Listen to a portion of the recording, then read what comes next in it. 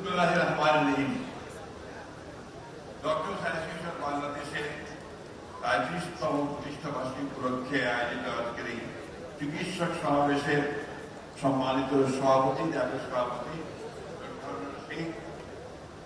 আমাদের মাঝে আজকে এখানে প্রধান অতিথি হয়ে উপস্থিত আছেন বাংলাদেশের সম্মানিত মাননীয় প্রধানমন্ত্রী, যার দিকে সমগ্র বাংলাদেশের মানুষ তাকিয়ে আছে বাংলাদেশের ভবিষ্যৎ উজ্জ্বল হওয়ার জন্য।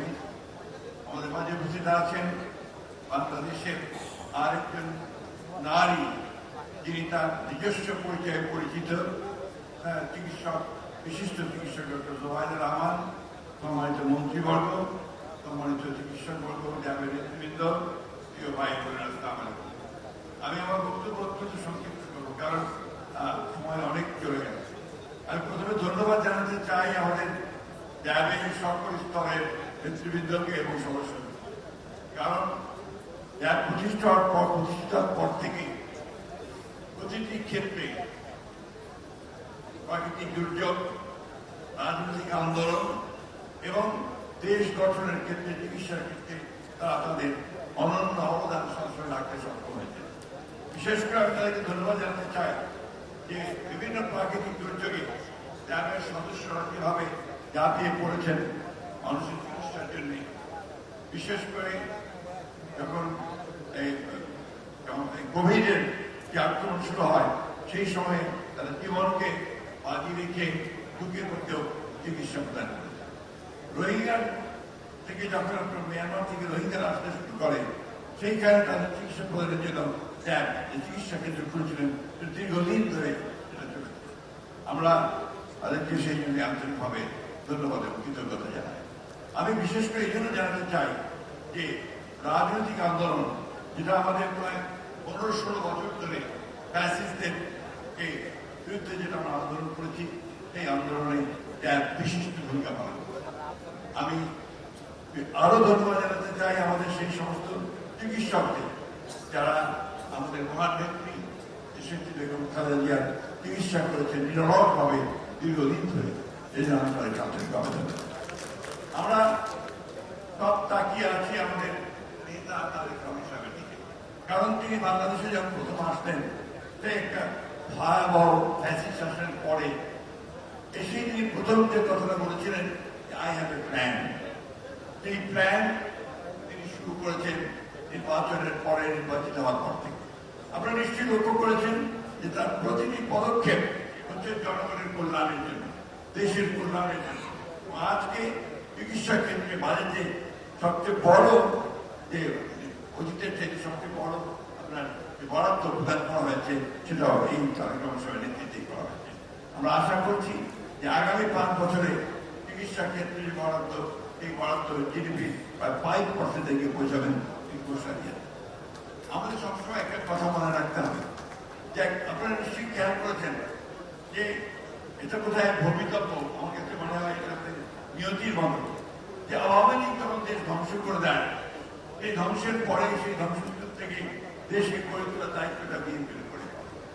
তখন শহীদ প্রেসিডেন্ট জিয়া রহমান সাহেব কিভাবে এটা 1975 সালে সেই ধ্বংসস্তূপ পর থেকে দেশকে গড়ে তুলেছিলেন, একইভাবে দেশের যে খালেদা জিয়াও দেশকে গড়ে তুলেছেন। আজকে আবার এই দায়িত্ব এসে পড়েছে তাদের এই পুত্র, আমাদের সকলের জাতিকে তাকিয়ে আছি তারেক রহমানের দিকে। এবং এই কথাটা আমি এখানে শুধু এমনি বলছি তা না, প্রত্যেকটা মানুষ বিশ্বাস করে এই কয়েক মাসের মধ্যে আপনার যে চলাচল, আপনার যে কিছু আপনি জনগণের সামনে যে জিনিসটা তুলে ধরতে পেরেছেন, যে অত্যন্ত সরলতার সঙ্গে, সহজের সঙ্গে, অত্যন্ত আপনার মৃতবাহীদের সঙ্গে কিভাবে চলতে হয়, কিভাবে এগোতে হয়, সে জিনিসটা আপনি তুলে ধরতে সক্ষম হয়েছেন। আমি বিশ্বাস করি যে আপনার এই নেতৃত্বে আমরা আবার এগোতে সক্ষম হব। একটা কথা আজকে না বলে পারছি না, যখন এই পথ চলা শুরু হয়েছে, দেশকে নতুন করে গড়ে তুলবার জন্য আমাদের নেতা যারা তারেক রহমান সাহেব কাজ শুরু করেছেন, চতুর্দিকে একটা নতুন করে দেশ গড়বার আন্দোলন শুরু করতে যাচ্ছেন, সেই সময় একটা মহল আবার দেশকে অস্থির করে তুলবার চেষ্টা করছে। এটা অত্যন্ত দুঃখজনক। আমরা যখন একটা পার্লামেন্টারি সিস্টেম গভর্নমেন্টের মধ্যে গিয়ে পার্লামেন্টের মধ্যে দিয়ে সমস্যা সমাধান করতে চাই, তখন সেই মহলটি রাজপথে নেমে আজকে অত্যন্ত আমি মনে করি যে এটা একেবারে অন্যায়ভাবে তারা এই কাজটি করছেন, দেশকে আবার একটা অস্থিতিশীল অবস্থায় নিয়ে যাওয়ার জন্য। আমি কথা এই জন্যই বললাম যে আমাদের সকলের সজাগ এবং সচেতন থাকতে হবে। আমরা অতীতেও দেখেছি যখন দেশ উপরে উঠতে থাকে তখনই একটা মহল জাতীয় এবং আন্তর্জাতিক চক্রান্তের মধ্যে দিয়ে আবার সেটাকে পেছনে ফেলে দেয়। আজকে সেই জন্যই আমি আপনাদের কাছে এখানে যারা উপস্থিত আছেন, আপনারা সবচেয়ে উচ্চশিক্ষিত মানুষ সমাজের এবং দেশের সবচেয়ে গুরুত্বপূর্ণ জায়গায় আপনারা কাজ করছেন।